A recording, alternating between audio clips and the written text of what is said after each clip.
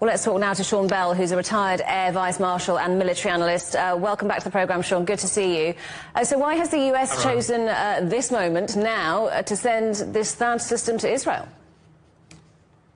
Yeah, it's an interesting decision. I mean, if you look at the way that Iran has attacked, the two big waves of attacks, the first time it did them with a mix of cruise missiles and ballistic missiles and drones, and most of those were shot down. But earlier on this month, when they fired 180 ballistic missiles, although Israel claimed that they shot everything down, satellite imagery suggests that actually quite a lot of it got through and it overwhelmed the Arrow system, which the Israelis have, and the Patriot system that the US have there. So it looks like the US have decided to deploy their state-of-the-art, this is terminal high-altitude area defense missile system, because Israel desperately needs help in case it gets attacked again. I think there's interesting timing here, though, because the US has not been very influential over Israel. Israel's largely done what it wants, but it will feel vulnerable to further ballistic missile attacks, and therefore, despite the fact the US is having to put 100 military personnel on the ground, which therefore risks it getting embroiled in this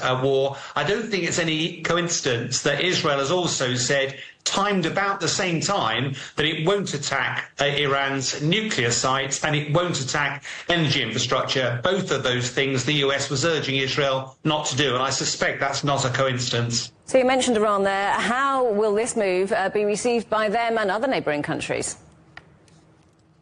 Well, I think it's worth remembering that Israel is by far and away the dominant military power in the region. But this missile system is state-of-the-art. I mean, let's put it into context. Most missiles, they're called missiles because they miss the target, but they explode near it. This terminal high-altitude area defense missile has to hit its target, and the target is moving faster than a speeding bullet.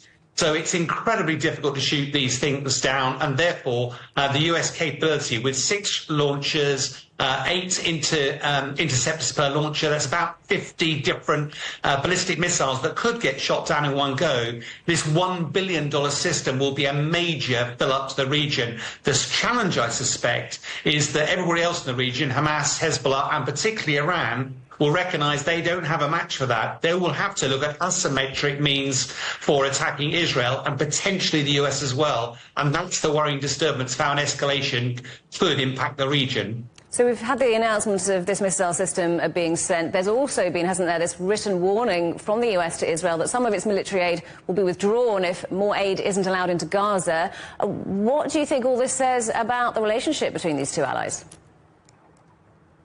Well, I think it's always been strained, hasn't it, over the last year? I think there's two points I'd make. First of all is that the US said in 30 days, if you haven't relented, then we'll start reducing aid.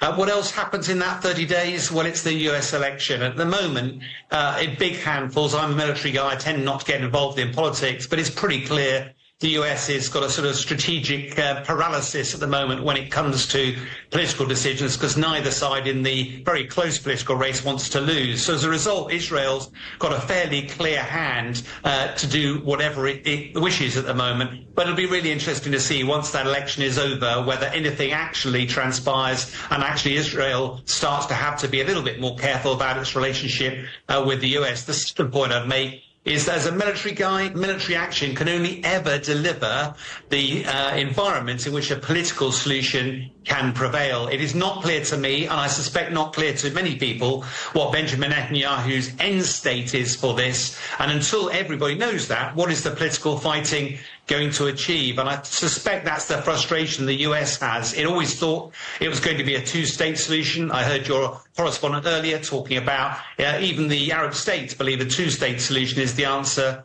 It's pretty clear that Benjamin Netanyahu does not see eye to eye on that end state. Sean, great to talk to you as always. Thank you very much for joining us on the programme. That's Sean Bell, the military analyst.